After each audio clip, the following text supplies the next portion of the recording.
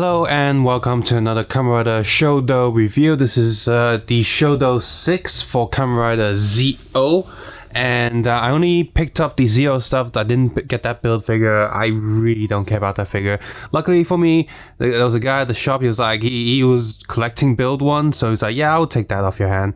So I was able to buy this full box without that figure. And it was, we just divided it out. There's 8 boxes in there. And this thing was like 200 Hong Kong for the box. So we just divided it and paid our equal share. I don't mind. It was useful. He could have paid $10 Hong Kong less. I still wouldn't mind. It's just convenient for me. I just didn't want another build figure.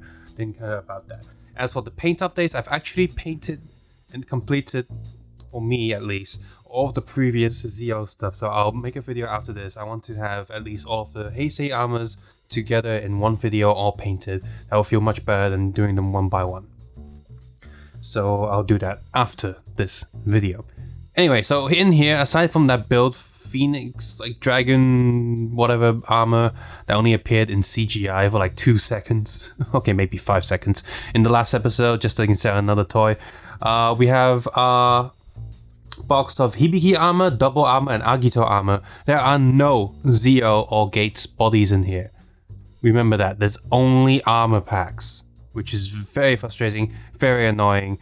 Bandai needs to just release some base bodies. Before we even get into the armor/body ratio issues, the whole gimmick, the whole playability of these is you can swap these armors around originally with Gates and Zio because they came heads for both.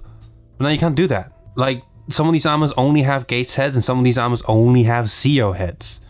So you can't swap the bodies, the armors around. There is virtually no reason to have this body armor gimmick because these armor packs, they also don't apply to Walls. There he has a completely different base body. It's just not compatible. Completely pointless. I mean, you could sort of put O's armors on them, because of the figures they use similar joints and stuff, but it just wouldn't work that well. And plus, at the end of the day, if you don't have a rider armor with the corresponding rider head, it's not gonna look right. So, aside from these 3 CO armors there, we also have Walls and his armor, as well as the Quiz armor. So, 1 body, 2 armors. Once again, that's annoying. But at least the box is nice. I like the head logos that they've been doing throughout all the boxes. And he's look at the size of them in posing. This side just copyright stuff, blank at the bottom. And on the back there, it shows you which numbers, which box, so you know if you have a complete set or not. Which, yeah, it's useful, I guess. Inside the full set box, which is usually sealed by tape, that's how you tell. Inside you just have the regular sets that you would get from, just not in the big box. So there's virtually no difference between the big box and just buying these individually. It's just that there's a big box, putting it all in and sort of just guaranteeing that you will have a full set. Here's a quick look at the back of the box, showing you different ways you can assemble them and what parts in there or special weapons that they have. A quick look at the sticker sheets. As always, they're the metal foil type, which is quite good at kind of being pushed into the grooves and shape of the figure. Now, one of the problems using these stickers, and a lot of people online, as well as the official Candy blog, is they just put the sticker on top, so all the 3D details are missing. What I do is I apply the stickers as center as I can, and then start rubbing them in. I might use my thumb or one of the spray paint sticks, which is kind of like a toothpick on the end, like the toothpick end, but I kind of use the dollar sign. So don't use a toothpick that's too sharp. You still poke holes in them. Find something that's slightly more blunt than the toothpick, but sharp enough to still get in these black areas, so you can really rub the sticker into the shape of that plastic itself. Because there's actually quite a lot of molding detail in these small figures. Just that if you just apply the sticker straight on, it's not going to work. You're going to hide all those 3D details and going to look kind of crap. And by the way, with the decayed one from previous sets, there's actually a build sticker that actually cut so that they can apply even better. So some things that you have to do, and I'll show in the next video about these CO Shodo figures. So, Quiz stickers. I did see online that these stickers, though, because the plastic is actually bent, there's like a round edge, there's going to be little folds here and there on these big stickers. So I'm going to cut the extra question mark out of it, and the metallic blue and red is going to be a spray paint. So I'm not going to have a weird sticker folds on the edge. And we've got more stickers for the base body of Walls there. Notice he doesn't have a bike sticker there because he doesn't have it in the show, so that's kind of cool, I guess. Double armor, Agito armor. We have another bow weapon for Gates there, but no Gates in this set actually. And the Hibiki stuff. As always, I'm going to apply the face stickers just so I can get the compound eye effect. But I'm also noticing, for example, like this should be quite easy to paint, just a bit of silver and gold. And the double one should be quite easy too. Of course, I'm going to apply the Cyclone Joker logos because I'm not going to draw that. But for the most part, yep, it's going to be cool. By the way, this double armor there looks like warrior, but spelt wrong, just how they've done it. First we have the Agito armor here. Please keep in mind that my base body is painted unlike the original, and I didn't use some of the stickers and stuff. Anyway, so yeah, I did paint the little watches there as well. Let's zoom in to the Agito armor, and we can see there that they did give him some of the gold paints, but otherwise he's pretty much unpainted. They also painted his two knee pads black, and that's because that the original piece wasn't molded in black. It's the same grayish plastic, and you see that on the side, and it's quite distracting when you see that on the side. So even though that has the front black, I'm gonna have to spray paint that entirely black as well. And you may be thinking, why didn't you just mold it in black? Well, that's because they're being cheap. Like, all of these pieces would have come from the same plastic sprue, meaning that they're all gonna be the same. But then again, you also have this piece that's also painted black, this gates thing, and whereas I feel like it could have been better painted red. So but the way they do is they put it black and they give you a little bit of red stickers. And the difference between this is that it has this little handle coming out for him to aim and shoot, whereas all the other ones previously don't have that handle poking out. So I'm assuming that we're gonna get another one of these bow and arrows or gates with this thing pulled out, but also with a watch in there. And but aside from that, so without the paint details, it looks a bit silly, and of course you can apply the stickers, which will make it look a bit better. And right here you can see, even though there's no stickers, these weapons are still molded quite nicely. The mass is molded quite nicely, and again, if you just apply a sticker without pushing it down into those gaps, you lose a lot of details. So Agito armor is okay, much like Cougar, it's very simple. In fact, it's slightly more simple than Cougar armor, because the Cougar armor has at least some of these like lower arm pads as like protection and stuff, and this one didn't have that. So it's might be the most simple armor out of the lot. Except for the Hibiki armor, zoom right in, you'll see a black dot on one of his drumsticks. That's because these were stuck on sprues and they were painted on the sprues. And it's a single sprue as well, so instead of just molding it in red plastic, they've molded it in black and then painted it. I don't know why. So these knee pads are also meant to be like purple to come with stickers, of course, but I guess I'm gonna have to spray paint that. Now the shoulder pads are cool because these are, you know, painted in silver and stuff, so that's nice, I suppose. I just have to add the details to the top area there, and the bottom silver is perfectly serviceable. It's very shiny, very sharp, very cool.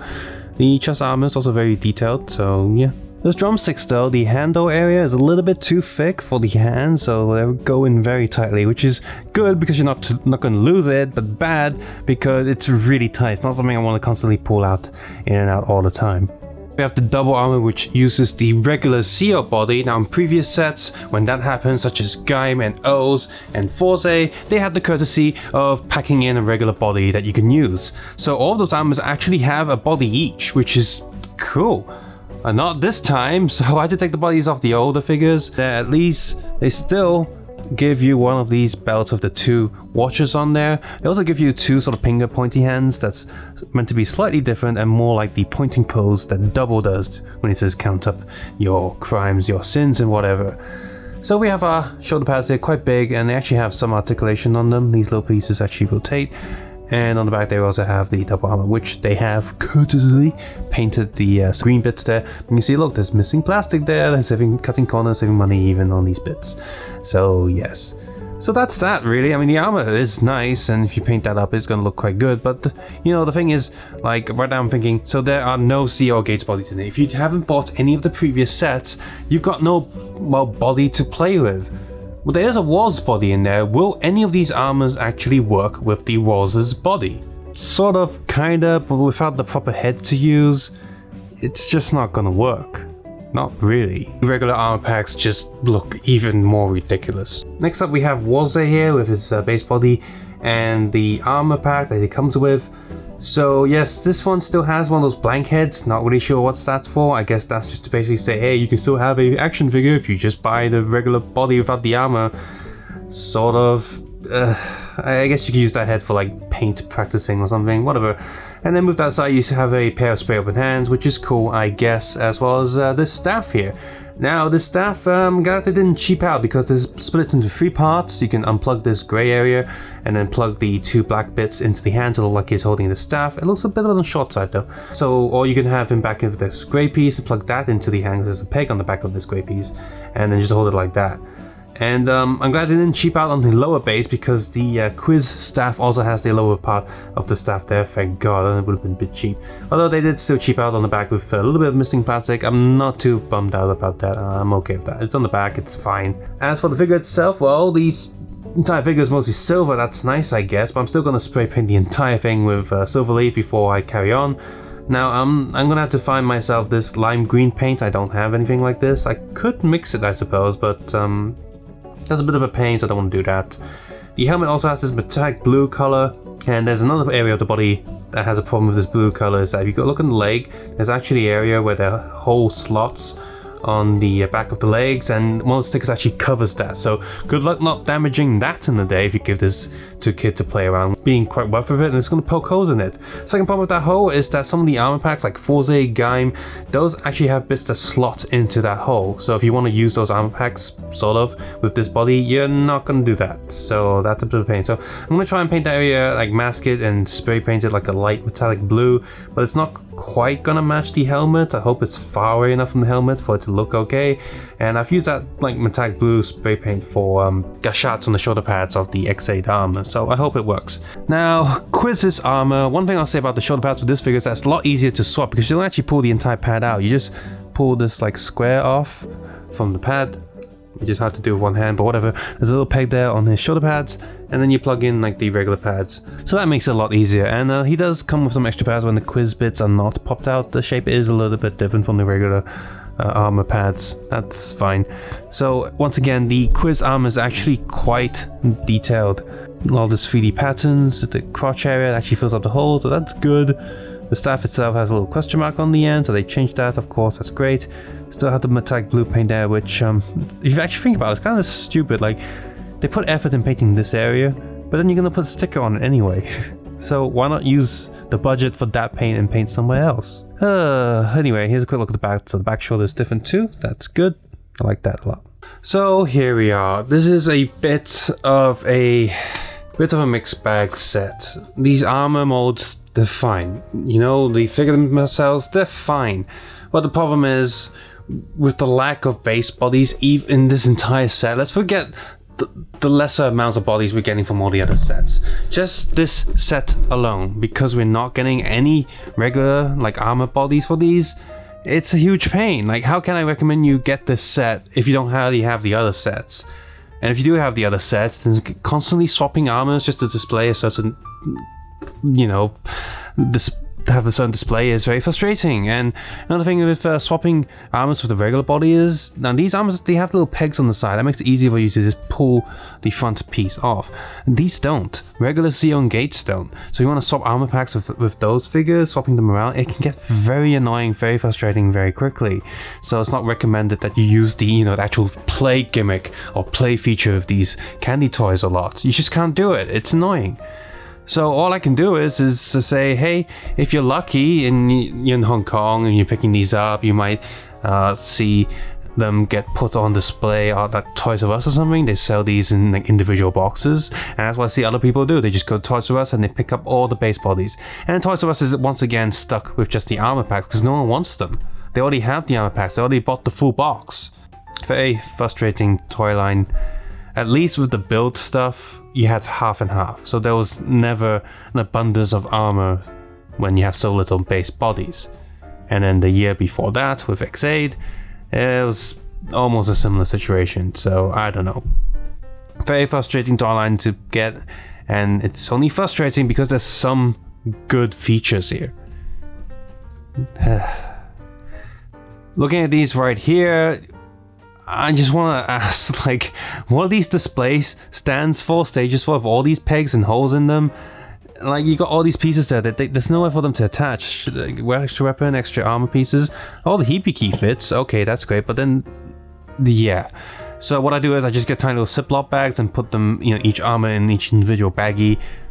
Then that's fine. These stands are good for just posing the figure, I suppose.